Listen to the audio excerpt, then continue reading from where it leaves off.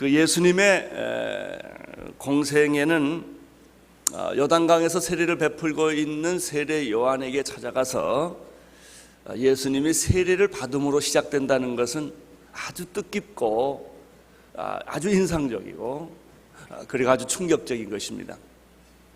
어떻게 하나님이 인간에게 세례를 받을 수가 있겠나 하는 거예요. 인간이 인간에게 세례받는 것은 이해가 되고 그럴 수 있습니다. 그러나 만약 예수님이 하나님의 아들이시라면, 그가 하나님이시라면 어떻게 하나님이 인간에게 세례를 받을 수 있겠는가? 그러나 놀랍게도 예수님이 세례 받으시는 사건이 예수님의 공생의 출발이었다고 하는 점이죠.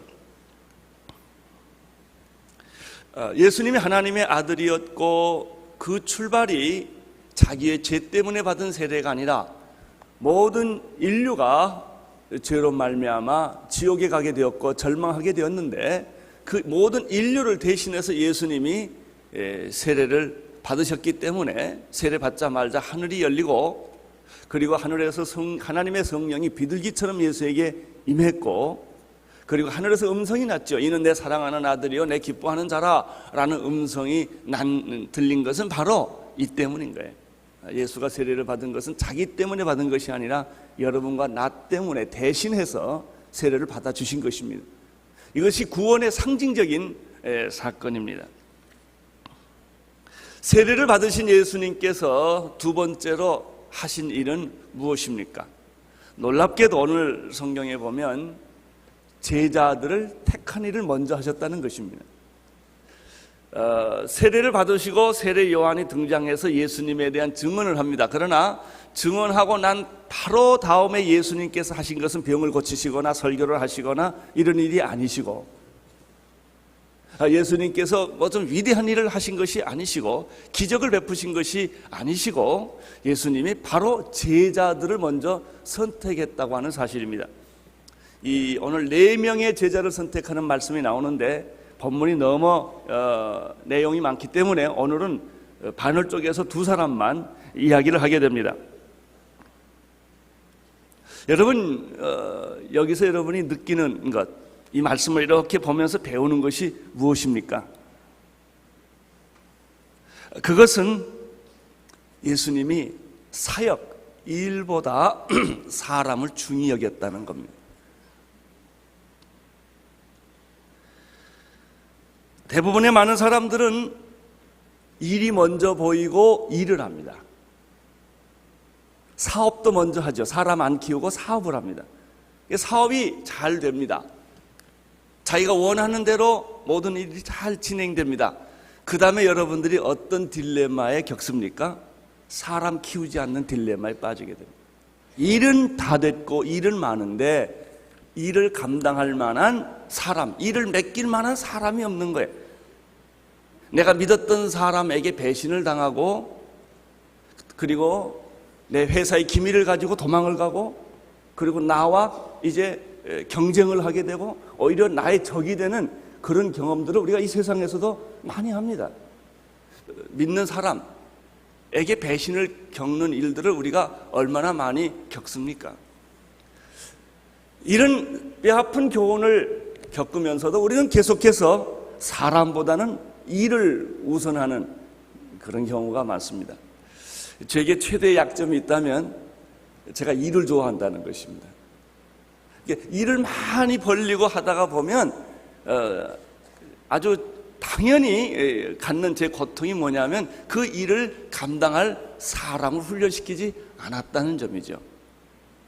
예수님께서도 그렇게 하실 일이 많이 있지만 그가 세례를 받으시고 공생애를 시작하자마자 그가 제일 먼저 하는 일은 일을 벌리시는 것이 아니라 사람을 택하시고 훈련시키시고 그 사람을 준비하는 일을 먼저 하셨다는 한 사실. 오늘 이 사실에 오늘 우리가 배워야 할 영적 교훈이 있고 또 우리가 받아야 할 은혜가 여기 있습니다. 여러분, 예수님께서 사람을 먼저 뽑으시고 그들을 일꾼으로 양육하시며 그 일의 대부분, 예수님의 생애의 대부분, 특별히 공생애가 3년 있는데 3년이라고 십자가에 못 박혀 죽으셨습니다. 3년 동안 그가 하신 일의 거의 대부분은 무엇일까? 사람 키우는 일이었다. 그러면 예수님이 사람을 선택하시고 사람을 키우시는 그 원리는 무엇인가? 오늘 여기에 그 원리를 발견할 수가 있어요. 예수님은 어떻게 사람을 선택하시고 어떻게 사람을 키우셨는가? 결국 여러분이나 나나 세상에 살든지 영적인 일을 하든지 이 문제는 다 똑같아요. 세상 일도 사람 키워야 하고요, 후계자 키워야 합니다. 그래야 내가 했던 일들이 내가 죽은 후에도 계속될 수가 있고, 내가 만들어 놓은 기업도 계속할 수도 있는 것이고, 내가 이루어진 학문도 누군가에 의해서 계속될 수가 있는 거예요. 결국 사람 키우는 거예요. 하나님의 일도 예수님에 의하면 먼저 12제자를 선택하시고 키웠고 양육했다는 것이죠. 그러면 그 제자들이 처음부터 완벽했느냐? 아니에요. 예수님이 죽을 때까지 실수 연발이에요. 부족한 인간들을, 연약한 인간들을 택하셔서 그들이 문제를 만들고 실수를 하고 속을 새기는 걸 다 겪으면서 죽을 때까지 그들을 예수님이 양육하고 키웠다는 것이죠. 여기에 은혜가 있습니다. 예수님의 제자 선택의 원리는 무엇일까? 소수정예라는 것입니다. 예수님 많은 사람 택하지 않으셨어요. 오늘은 먼저 4사람 택해요. 오늘 12명 심사해서 다 합격시키는 게 아니고, 이렇게 하루에 다 끝내는 게 아니고, 한 사람 한 사람 양육을 하고 선발을 했다고 하는 것입니다. 우리들의 실수는, 대개 우리들의 이렇게 잘못은 숫자와 양에 예민한 것입니다. 그래서 큰 일을 해야 하고 많은 사람이 모여야 안심을 하고, 그래서 어느 정도 성공했다고 이렇게 생각을 합니다. 그 숫자가 작다든지 또 양적으로 보면 별것이 없을 때는 굉장히 이렇게 뭔가 잘했지만 그걸 자기 자신이 이해를 못합니다. 집도 커야 하고 월급도 많아야 하고 높은 자리에 올라가야 하고 그렇습니다. 여러분, 제가 만나본 사람 가운데 높은 위치에 있을수록, 유명할수록, 이름이 날수록 부부관계가 복잡합니다. 다 그런 건 아니지만, 그러나 우리는 그 부부의 성공도 그런 객관적인 기준에 의해서 늘 생각하기가 쉽다는 거예요. 이게 오늘 이 말씀을 통해서 먼저 우리가 배우는 것은 일보다 사람이 소중하다는 사실을, 그 원리를 배우는 것입니다. 양보다 질이 중요하다고 하는 것은, 여러분, 양이 많이 모여서 질이 되는 것이 아니라 질이 양을 만든다는 사실을, 불특정 다수인 대중보다 선택된 소수가 중요하다는 사실을 오늘 여러분들이 예수님을 통하여 배울 수 있게 되기를 바랍니다.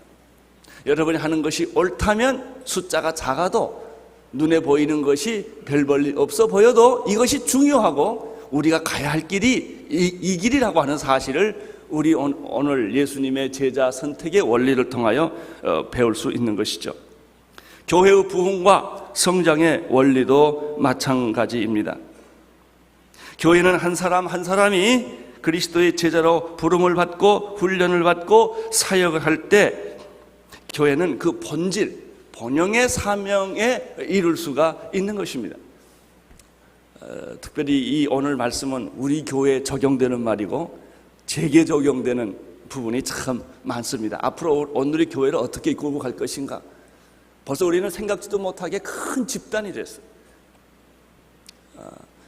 우리가 인간적으로 감당할 수 없는 이 큰 집단이 됐는데, 앞으로 온누리 교회가 방향을 어디에다 초점을 모으고 가야 할 것인가 하는 문제지요.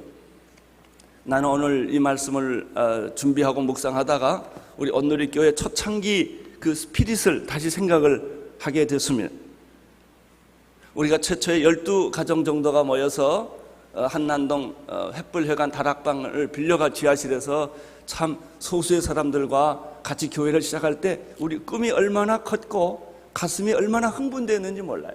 그때 나는 교인들을 다 개인적으로 만났고 식사를 했고 시간을 보냈고 신방도 했고 이걸 다 했는데 요즘은 제가 그 일을 못합니다. 그 대신 우리 목사님들이 이제 30배, 60배, 100배 열매처럼 저를 대신하는 우리 장로님 목사님들이 이제 그 역할을 다 하게 돼서 여러분을 만납니다. 누가 만났든지 간에 이 교회 본질은 여기에 있는 거예요. 예수님이 12제자를 만났듯이 소그룹을 통하여 사역을 통하여 순을 통하여 공동체를 통하여 예수님의 그 원리, 원칙, 그 관계, 교제, 친밀함, 인티머시가 계속 있어야 되는 거예요. 거기 성령의 역사가 있고 만짐이 있고 치유가 있고 회복이 있는 것, 이것이 바로 하나님과 우리와의 관계요 신앙의 본질이요 교회의 본질인 것이죠.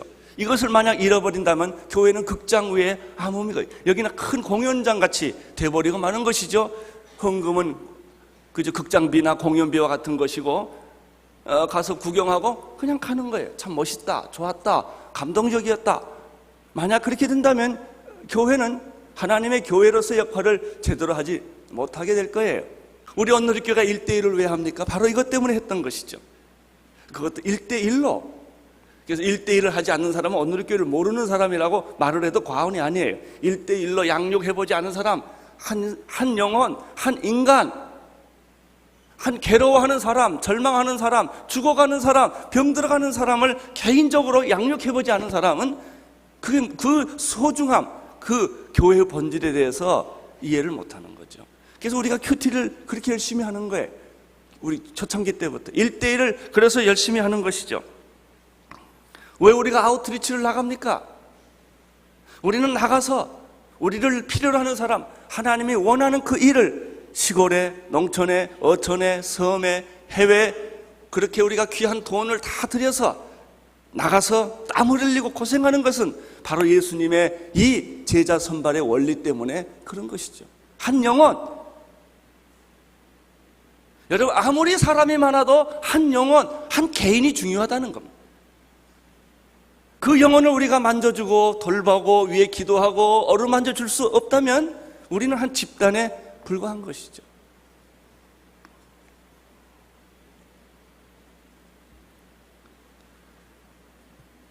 그래서 여러분, 이래서 교회가 제자 양육이 중요합니다. 제자 양육이 없는 교회는 교회 본질에 접근하기가 아주 어렵습니다. 아무리 교인이 많아지고 교회가 크다 할지라도 이 예수님의 정신, 이 예수님의 원리, 제자 선발의 원리, 소수 정예의 원리, 개인적인 만남의 이 원리는 약화될 수가 없다는 것입니다. 이것을 잃어버리면 교회는 본질을 잃어버리게 되는 것입니다. 자, 그러면 예수님께서 오늘 본문은 4사람의 제자를 선택하는데 오늘 2사람만 보고 나중에 또 2사람에 관한 얘기를 하겠습니다. 제일 먼저 예수님의 제자로 부름을 받은 사람이 안드레라고 하는 사람인데 베드로가 아니고 안드레라고 하는 것입니다. 이 안드레는 어떤 사람이고 어떻게 예수님에 의해서 제자로 불림을 받았는가 하는 것은 아주 흥미있는 일입니다. 35절에서 38절까지 한번 쭉 같이 읽어보도록 하겠습니다. 시작. 또 이튿날 요한이 자기 제자 중 2사람과 함께 섰다가 예수의 다니심을 보고 말하되 보라 하나님의 어린 양이로다. 2 제자가 그의 말을 듣고 예수를 쫓거늘 예수께서 돌이켜 그 쫓는 것을 보시고 물어 가라사대 무엇을 구하느냐 가라되 랍비여 어디 계시니까 하니 랍비는 번역하면 선생이라.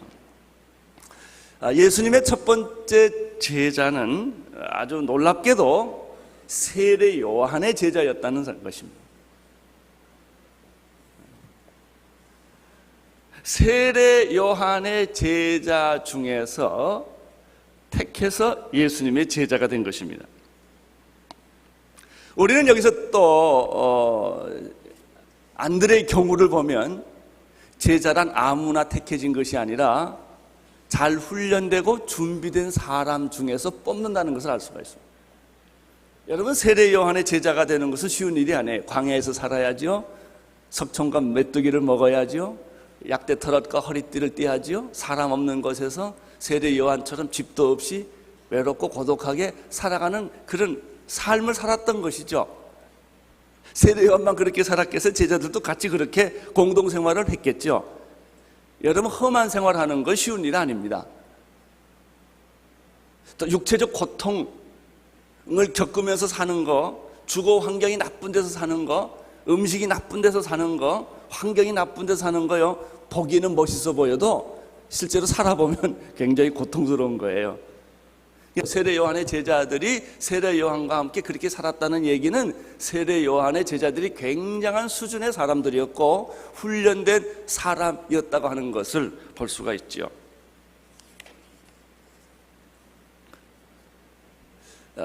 예수님은 어떤 사람을 선택하셨는가? 잘 훈련된 사람, 그리고 준비된 사람 중에서 먼저 사람을 택했다는 것입니다. 어떻게 세례 요한의 제자들이 예수님의 제자가 될 수 있었을까요? 두 가지가 있습니다. 세례 요한을 따라다녔기 때문에 줄 잘 서야 됩니다. 세례 요한의 제자였기 때문에, 세례 요한의 관심은 예수님이었기 때문에, 예수님이 지나가신 걸 보고 세례 요한이 뭐라고 그랬죠? 보라, 세상 죄를 지고 가는 하나님의 어린 양이로다. 이것은 세례 요한의 메시지의 요체예요. 핵심이에요. 결론이에요. 전부예요. 보라, 세상 죄를 지고 가는 하나님의 어린 양이로다. 내가 저 사람을 위하여 이 세상에 태어났고 저 사람을 위해서 살다가 저 사람을 위해 죽을 거다. 이게 세례 요한이에요. 내가 가지고 있는 인생의 모든 의미, 모든 것은 다 이 한 분을 위한 것이다. 세례 요한은 그렇게 생각을 했죠. 그 말을 누가 들었습니까? 제자들이 그 말을 들은 거예요. 자기 스승이 하는 말을 들은 거예요.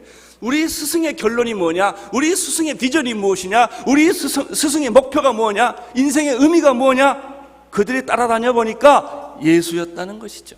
예수였다. 나는 여러분의 비전, 여러분의 목표, 여러분의 인생 전체가 예수가 되기를 바랍니다.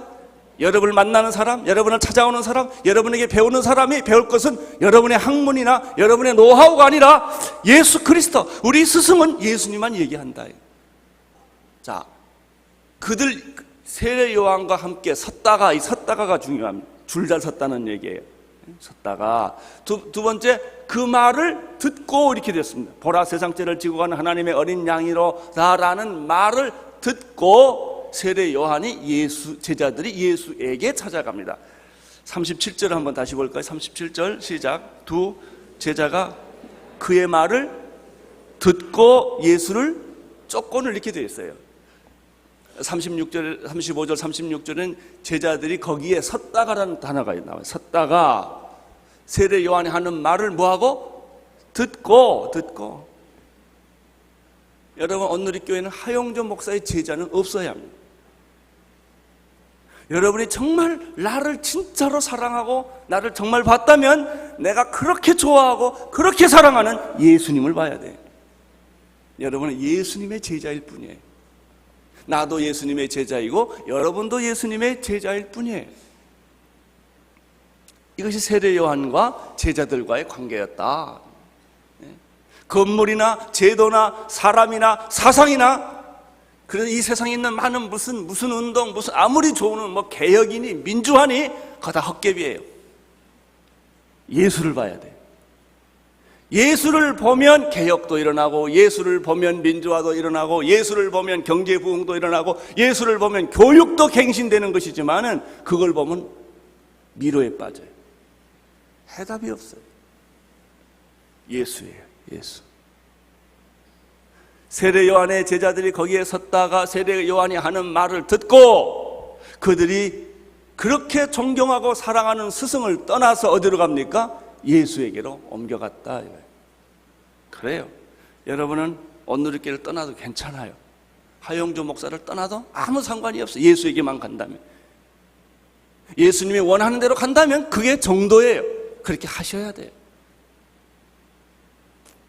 그게 우리가 주님을 따르는 길이다.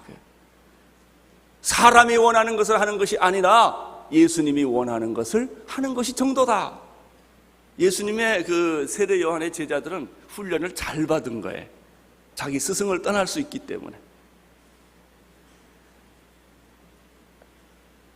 38절에서 자기를 찾아온 세례 요한의 제자를 보고 예수님이 이렇게 질문하시죠. 뭐라고 그랬죠? 너희가 무엇을 구하느냐?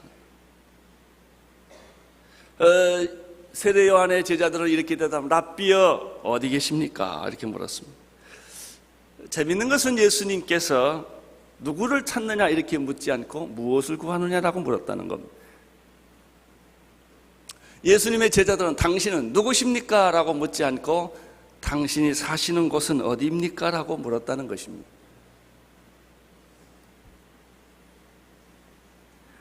그 세례 요한의 제자들이 알고 싶었던 것은 예수님의 거처였습니다. 대개 그 거처를 보면 그 사람을 알거든요. 이때 예수님께서 뭐라고 말씀하셨죠? 참 재미있는 말씀을 하세요. 39절을 보십시오. 39절 시작. 예수께서 가라사대 와보라. 그러므로 저희가 가서 계신 데를 보고 그날 함께 거하니 때가 제 10시쯤 되었더라. 오후 한 4시쯤 됐겠죠. 마태복음 8장 20절에 무슨 말씀이 있습니까? 여우도 굴이 있고 공중나는 새도 깃들일 것이 있지만 인자는 머리 들 것이 없다라고 말씀하셨죠. 분명히 예수님이 거하시는 곳은 화려하거나 편하거나 멋있는 장소는 아니었을 거예요. 예수님께서 그렇게 말씀을 하셨기 때문에 오늘은 이곳, 내일은 저곳, 아마 이렇게 소박하게 사셨고 소박하게 잡수셨고 그러셨을 겁니다. 그런데 예수님이 뭐라고 하셨어요? 와 보라라고 했어요. 여러분 누추하게 사는데 꼭 오십시오. 꼭 오십시오. 이렇게 말하는 건 쉬운 일이 아니에요. 좀 괜찮고 이렇게 다 보여줄만 할 때 와보라는 것은 괜찮은데 뭐 이런 데서 다 사나? 제가 영국에 한 2년 반 있는 동안에 존 스타트 목사님이라는 집에 초대를 받았습니다. 그분은 미국의 빌리그리암처럼 이 구라파에 있는 존 스타트 목사님인데 아주 모든 사람이 좋아하고 존경하는 석학이기 때문에 그 집에 초대를 받고 간다는 것은 굉장히 흥분될 일이라 눈이 오는 겨울이었는데요. 아주 그날 우리는 저녁을 초대받기 때문에 점심도 좀 많이 안 먹고 그 다음에 우리 아들하고 조그만 애하고 이제 이 큰 어른한테 초대받아서 가니까 너무 좋아가지고 갔어요. 갔더니 그분이 초인종을 누르니까 저희하고 또 한 몇 사람이 초대를 받았는데 그분은 평생 혼자 살아요. 결혼 안 하고 혼자 사신 분이라 남자 비서가 있어요. 근데 본인이 직접 아래층까지 내려와서 우리를 안내해 주더라고요. 그래서 이제 이 사람은 도대체 어떻게 사나, 그러니까 총각이 혼자 사는, 나이 많은 총각이 혼자 사는 게 그 집도 궁금하고 또 이 사람 서재는 무슨 책이 있나, 이제 이런 다 궁금할 거 아닙니까? 이게 이제 코트를 벗어주고 이제 올라갔어요. 그래서 이제 차 한 잔을 놓고 이제 이런 얘기 저런 얘기하고 잘 왔다 그리고 이제 이런 아주 재밌는 얘기를 서로 나누는데 이제 저녁 식사가 됐는데 밥을 먹자요. 밥을 먹자 그러더니 내놓는 음식이 맥도날드 햄버거 같은 거 있죠. 그것도 사왔더라고요. 어디 가서 딱 햄버거 하나, 그리고 생주스도 아니고 탱주스, 그 가루 주스 있죠. 그거를 대접을 해요.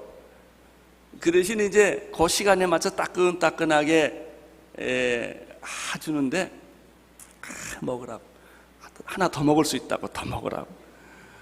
그래서 저희는 굉장히 좀 황당했어요. 이렇게 좀 나이스한 디너일 줄 알았는데 그냥 이렇게 싸진 칩하고 이렇게 해서 딱 주더라고요. 근데 이 주는 표정이 절대 갈등이 없어요. 갈등도 없고 미안한 것도 없고 많이 먹어라, 이거 많이 먹어라. 그래서 이제 그걸 벗겨가지고 이제 먹었죠.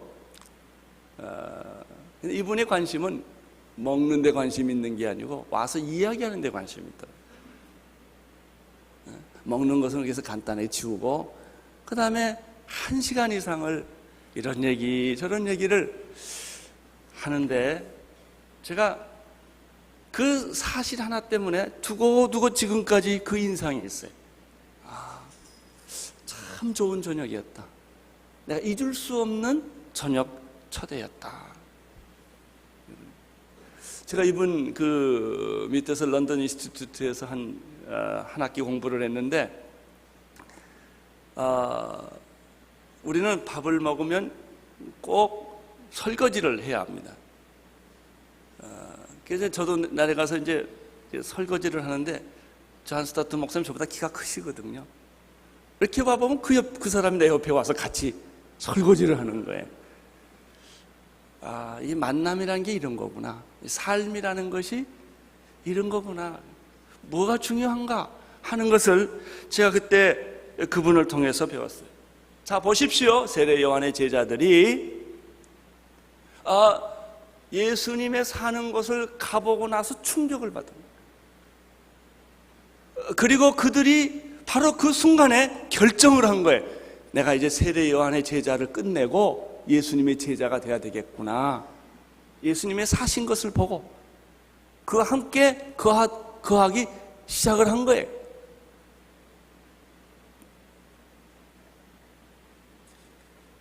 사랑하는 성도 여러분, 우리들이 사는 모습을 보고 사람들이 예수를 발견할 수 있게 되기를 바랍니다. 우리 언누리교회를 와보고 난 걱정해. 언누리교회가 비교적 다른 교회보다는 좀 좋거든요. 잘생겼거든요. 사람도 많거든요. 시설도 좋거든요. 예수님을 보지 못하고 이런 것을 보면 어떡하나 그런 생각이 있어요.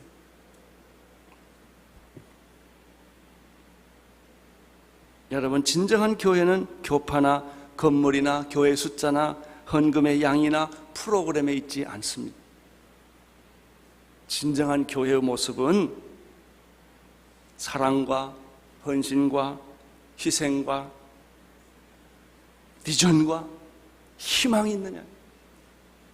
비록 우리가 가진 것은 별 볼일 없고 우리의 지위는 높은 것도 없지만 그러나 이 공간에 오면, 이 집단에 오면 정말 희망이 넘치고 서로가 서로를 격려하고 서로가 서로를 돕고 서로 양보하고 서로 축복하고 서로 하나 되는 그런 희생과 헌신과 아름다운 모습, 그런 것이 이 교회에 있느냐, 이 중요해.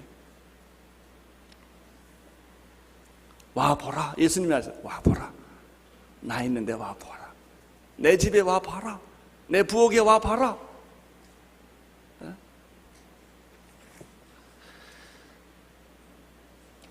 드디어 이렇게 해서 예수님의 세례 요한의 제자 중 두 사람은 예수님의 제자로 옮겨갑니다. 이것이 제자의 시작입니다. 두 번째 제자는 우리가 잘 아는 베드로입니다. 베드로는 어떻게 선택을 받았을까요? 40절, 41절을 보시기를 바랍니다. 시작. 요한의 말을 듣고 예수를 쫓는 두 사람 중에 하나는 시몬 베드로의 형제 안드레라. 그가 먼저 자기의 형제 시몬을 찾아 말하되 우리가 메시아를 만났다 하고, 메시아는 번역하면 그리스도라. 데리고 예수께로 오니 예수께서 보시고 가라사대 내가 요한의 아들 시몬이니 장차 게바라 하리라 하시니라. 게바는 번역하면 베드로라. 자, 여기 보면 요한의 말을 듣고 예수를 쫓은 사람이 두 사람이 있었다고 그랬습니다. 그 중에 하나가 안드레라는 사람입니다. 앙드레 킴 있죠? 안드레가 되었으면 좋겠어요, 그 사람이. 이름대로. 안드레가 그 중에 하나인데, 안드레라는 사람에게는 형이 하나 있었어요. 그 사람이 그 유명한 베드로라는 사람입니다. 시몬 베드로. 안드레가 메시아를 만나서 예수님이 사는 것을 가서 보시고, 가서 사는 걸 보고, 그 다음에 그 기쁨과 감격이 너무나 크고 흥분을 했어요. 그리고 제일 먼저 생각하고 찾아온 사람이 누구였냐면 자기 형 베드로였다, 그런 얘기입니다. 여기서 배우는 메시지는 무엇입니까? 앙드레가 메시아를 만나서, 예수님을 만나서 말할 수 없는 기쁨, 보물을 찾은 것처럼 그 기쁨을 맨 먼저 전해주고 싶은 대상이 자기 형이었다 하는 거예요. 여러분, 여기서 배우는 교훈이 뭐예요? 가족 전도가 중요하다, 그런 얘기예요. 가족 전도가. 형이 예수를 믿고 만약에 구원을 받고 하나님의 사람이 될 수 있으면 얼마나 좋을까? 내 동생이 예수 믿고 구원받고 천국의 비밀을 알고 이 구원의 감격을 깨달을 수 있다면 얼마나 좋을까? 동생이 저렇게 방황하지 않을 텐데. 나의 남편이, 내 사랑하는 아내가, 나의 부모님이, 나의 장모님이, 나의 시댁이, 나의 처남이 이 예수를 만나서 알면 저 사람 큰일 할 텐데, 저 젊음, 저 실력, 저 돈 다 지금 다른 데로 낭비하고 있는데 예수님에게 사용될 수 있다면 얼마나 좋을까? 이런 생각이에요. 앙드레가 그런 생각이에요. 우리 형이 예수 믿으면 얼마나 좋을까? 시편 133편 1절에 보면 형제가 연합하여 동거하며 어찌 그리 선하고 아름다운 거. 형제가 예수 믿는 거요, 참 보기 좋아요. 보기 좋아. 내 대부분 또 형들, 가족이 예수 믿으면요 한 교회를 안 다니는데, 형은 이 교회 다니고 동생은 저 교회 다녀요. 그것도 이상해. 둘이 같이 교회 안 다니더라고요. 근데 여기를 보면 그 경쟁, 대개 이거 왜냐면 경쟁해서 그러거든요, 서로가. 여러분, 형제가 사랑하는 거 얼마나 좋아요. 나는 최근에 우리 교회를 오시는 한 교수님을 만났는데, 그분은 암 전문의 의사였다가 목사가 되신 분이에요. 그런데 이분도 이제 신학 박사가 돼서 교수가 됐고, 또 이분의 처남이 있어요. 처남도 교수가 돼서 고든 코넬 교수로 이번에 갔더라고요. 그러니까 처남과 같이 신학교 가서 목사가 돼가지고 교수가 둘 다 됐는데, 그걸 보니까 참 보기가 좋더라고요. 그거 얼마나 좋아요. 사돈이 같이 예수 믿고, 예? 형제가 같이 예수 믿고, 그래서 하나님의 일을 가족끼리 같이 하고, 형도 하고 동생도 하고 삼촌도 하고 아우도 하고 누님도 하고, 이렇게 전부 하는 게 얼마나 좋아요. 이런 면에서는 저희 가족은 복받은 가족 중에 하나입니다. 저희 형님이 목사고요, 저희 누님이 목사 부인이고요, 셋째인 제가 목사고요, 넷째 하나가 좀 아직도 아니에요. 해외에서 사는데 변호사 부인이에요. 그리고 다섯째가 우리 김중원 선교사, 하신주 선교사고요. 여섯째가 하용인 선교사예요. 그래서 가족 전체가 다 부름받아 나손님을 하니까 그게 참 좋아요. 형제가 연합하여 동거하며 어찌 그리 선하고 아름다운 거. 내 아들이 목사 되면 얼마나 좋겠어요. 내 딸이 선교사로 가면 얼마나 좋겠어요. 예? 이 가족이 하나님의 일을 같이 하는 거예요. 이게 안드레에게 있었다는 거예요. 주 예수를 믿으라, 그리하면 너와 내 집이 구원을 얻으리라. 나는 여러분의 가족들 중에서 위대한 하나님의 일꾼들이 나타나기를 바랍니다. 근데 안드레가 그 베드로에게 전도를 했는데, 여기서 또 하나 우리가 건질 게 있어요. 뭐냐면 안드레보다 베드로가 더 큰 인물이었다는 거예요. 예? 여러분, 내가 큰 그릇이 아닌 것 때문에 고민하지 마세요. 큰 그릇을 데려오면 돼요. 안드레가 데려온 사람이 누구냐? 베드로였다는 거예요. 근데 안드레는 그 형에 대해서 질투를 하지 않았다는 거예요. 형제의 최대 문제는 서로 질투예요. 그래가지고 동생이 하는 기업을 다 뺏는 거예요. 형이 하는 기업을 뺏는 거예요. 한번 해보자 이거예요. 너나 나나. 형제끼리 서로 경쟁하고 서로 라이벌 되는 경우를 우리가 세상에서 얼마나 많이 봐요.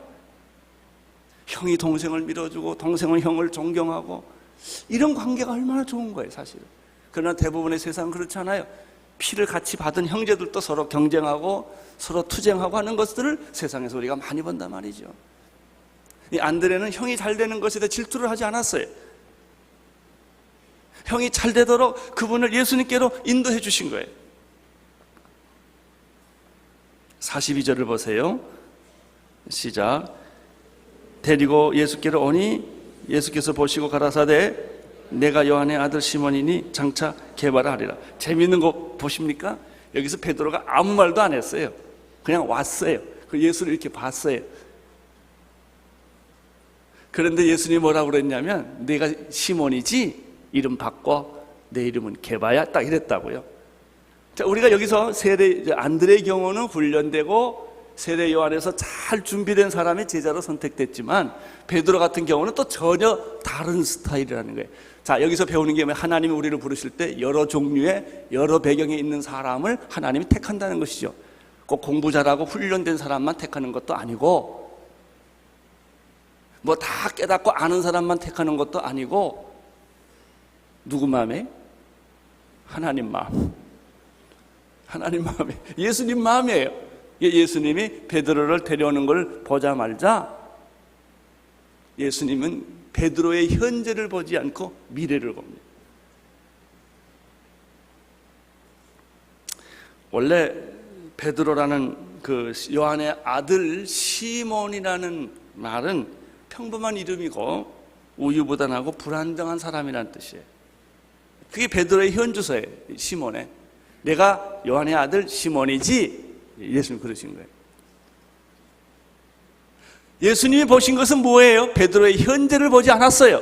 베드로의 미래를 봤어요. 그 안에 있는 엄청난 잠재력을 예수님이 보신 거예요.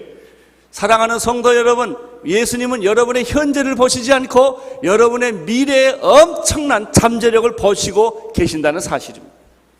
현재 우리는 별 볼 일 없어요. 준비가 안 됐어요. 성격이 급해요. 나는 정말 하나님이 쓸만한 그릇이 아니에요. 그러나 예수님의 관점은 거기가 아닙니다. 내가 나를 따르면, 내가 내 제자가 되면, 이제 내가 내 말 가운데 거하면 너는 변화를 받을 것이다. 변화를 받게 되면 10년 후에, 5년 후에, 20년 후에 너는 이러한 위대한 하나님의 일꾼이 될 것이다. 예수님이 그걸 본 거예요. 너는 요한의 아들 시몬아, 너는 지금은 우유부단하고 별 볼 일 없고 그리고 아무 일도 할 것 같지 않지만 그러나 나는 너의 미래를 안다. 너의 잠재력을 안다. 내 이름은 개바다. 개바라는 말은 말이죠, 반석이라. 반석 같은, 우유부단한 사람이 아니라 반석 같은 사람, 하나님이 쓰시는 사람, 나중에 순교까지 할 수 있는 그런 믿음의 거인으로 너는 변하게 될 것이다. 이걸 헬라 말로 번역하면 베드로라는 뜻이에요. 베드로라는 말은 돌이라는 뜻이고 다 맡은 거예요. 개바는 이 반석이라는 뜻인데 아람어예요. 너는 개바다. 너는 베드로다. 너는 시몬이 아니야. 할렐루야. 이렇게 해서 예수님이 베드로를 선택을 합니다. 사랑하는 성도 여러분, 예수님은 여러분의 미래를 보십니다. 그럼에도 불구하고 우리는 오늘 우리의 현재를 보고 자기를 자학하고 환경을 원망하고 부모를 원망하고 열등함에 빠져 있고 자신의 미래를 보지 못하고 자신 안에 있는 위대한 잠재력을 보지 못하고 우리는 우리의 미래의 창을 닫고 우리는 우리를 좌절시키고, 여러분, 좌절시키는 게 우리 스스로가 아니에요. 다른 사람이 나를 좌절시키는 것이 아니라 내가 나의 미래를 막고 내가 스스로 절망하고 좌절하고 포기하는 것은 다른 사람이 아니라 내 자신이 아닙니까? 그리고 우리는 부모 핑계대고 환경 핑계대고 나라 핑계대고 우리는 모든 그런 다른 이유로 자기 스스로가 절망을 해놓고 다른 사람한테 다 이 핑계를 대는 거예요. 심지어 자살하지 않습니까? 왜 자살해? 앞이 안 보이니까, 더 이상 갈 길이 없으니까 스스로 자살해버리잖아요. 사랑하는 성도 여러분, 오늘 예수님의 선발의 원리를 다시 보십시오. 예수님은 그 사람의 현재를 보지 않고 미래를 보았습니다. 나를 따라오라. 나하폴게, 나를 따라오라. 내가 너를 사람 낚는 어부가 되게 할 것이다. 내 인생은 변할 것이다. 내가 나를 따라오기만 하면, 내가 나의 제자가 되기만 하면 내 인생은 변할 것이다. 너는 내 자신이 상상하지 못했던 삶을 살게 될 것이다. 축복의 삶을 살게 될 것이다. 민족을 변화시키는 삶을 살게 될 것이다. 세상을 변화시키는 삶이 내게 있다. 내 안에 있다. 이게. 왜 너는 내 자신을 감옥을 만들어 놨느냐? 왜 너는 내 자신이 쓸데없는 사람이라고 만느냐? 왜 너는 내 자신을 자포자기하고 내 자신을 죽였느냐 말이죠. 예수님의 관점이에요. 너는 시몬이 아니다. 너는 게바다. 너는 반석이 될 것이다. 그리고 내 이름 위에 교회는 세워지게 될 것이다. 할렐루야. 사랑하는 성도 여러분, 나이가 늙기 때문에 고민하는 사람이 없게 되기를 축원합니다. 나이의 문제가 아닙니다. 여러분, 아브라함은 75세 시작하지 않았습니까? 부름을. 나이가 아니에요. 여러분, 건강도 아닙니다. 나 같은 건강을 가지고 무슨 일을 할 것이냐? 그런 소리 하지 마세요. 나를 보세요. 그런 소리 하지 마세요. 건강이라는 거 아니에요. 나이가 일하는 거 아니에요. 돈도 없는데 무슨 일을 할 거냐? 돈이라는 게 아니라고요. 믿음이 일을 해요. 비전이 일을 하는 것입니다. 하나님은 나의 미래를 보고 계세요. 나의 잠재력을 보고 계세요. 내가 변할 것을 하나님은 보고 계셔요. 사랑하는 성도 여러분, 예수님이 그래서 베드로를 택하는 거 아십니까? 제자로 받아들입니다. 안드레를 제자로 받아들입니다. 베드로를 제자로 받아들입니다. 여러분은 예수님의 제자가 될 수 있습니다. 여러분은 정말 위대한 일을 할 수 있습니다. 여러분의 자녀는 정말 놀라운 사람이 될 줄로 나는 믿습니다. 기도를 계속하고 있다면, 포기하지 않는다면, 여러분이 예수님의 말씀에 순종하고 제자가 되기를 원한다면, 여러분이 모르는 사이에 여러분의 인생은 변할 것이고, 세계관은 변할 것이고, 여러분의 가치관이 변할 것이고, 여러분의 목표가 변할 것이고, 여러분의 꿈이 달라질 것을 저는 믿습니다. 나를 따라오라. 나를 따라오라. 내가 너희를 사람 낚는 업으로 만들어 줄 것이다. 기도하겠습니다. 하나님 아버지, 베드로를 부르신 예수님은 우리를 똑같이 불러주시는 줄로 믿습니다. 주여, 여기에 있는 당신의 종들이 예수님만 바라보게 하여 주시고, 현재의 자기를 보지 아니하고 변화될 미래를 보면서 희망을 갖게 하여 주시옵소서. 예수님 이름으로 기도합니다.